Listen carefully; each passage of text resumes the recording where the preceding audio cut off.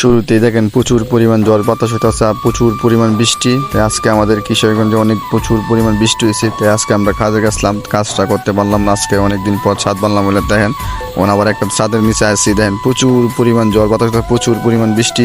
তাই বলি আজকে হালকা পাতা একটু ভিডিও করি আচ্ছা দেখি কী অবস্থা। তো অবশ্যই সবাই থাকেন, ভিডিওটা দেখেন। আর প্রচুর পরিমাণ বৃষ্টি হয়েছে আমাদের কিশোরগঞ্জে, আপনাদের দিকে হয়েছে না হয়েছে দেখেন। আর উনি আমাদের ফোরম্যান হৃদয় ভাই আর দোস্ত আছে, আমরা তিনজনই কাজ কাম করি। দেখেন অনেকটা চালের মতন আইসি।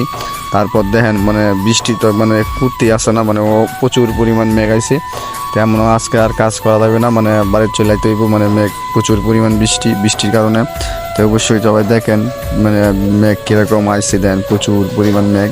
তো অবশ্যই সবাই দেখেন বৃষ্টি একটু ভিডিও করলাম, দেখা যাচ্ছে আপনাদের দৃশ্যটা। তো দেখতে আসেন মেঘ খুঁড়ার মতো কোনো বাউ নাই। আর এই মেঘ কখনো খুলবো না, খুঁড়ারও কোনো বাউ নাই আর লক্ষণ দেখতেছি না। তো আজকে আর বাড়ির চলে আইতে হইব। তারপর কি করাম, কিছু করার নাই। তারপর দেখেন বাড়ির উঠে আড়া শুরু করে দিলাম, আইসি কিছু ভিডিও আমি কাটে দিছি।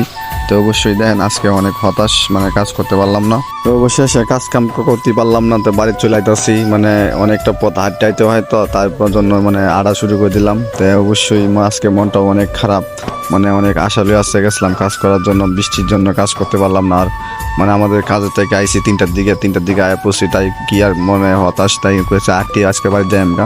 তো অবশ্যই যারা ভিডিওগুলো দেখতেছেন অবশ্যই ভিডিওটা শেয়ার করে দেবেন। আর দেখেন বুঝতেই পারছেন অনেক কষ্ট করে আমাদের ভিডিও করতে হয়, কাজের পাকে ভিডিও করি। তো অবশ্যই যারা আছেন আমাদের ভিডিওগুলো দেখবেন, আর পারলে একটু শেয়ার করে দিয়ে দেবেন। আর সবসময় যেভাবে সাপোর্ট করতেছেন আমাকে অবশ্যই এইভাবে সাপোর্ট করবেন। আশা করি সবাই বুঝতে পারছেন।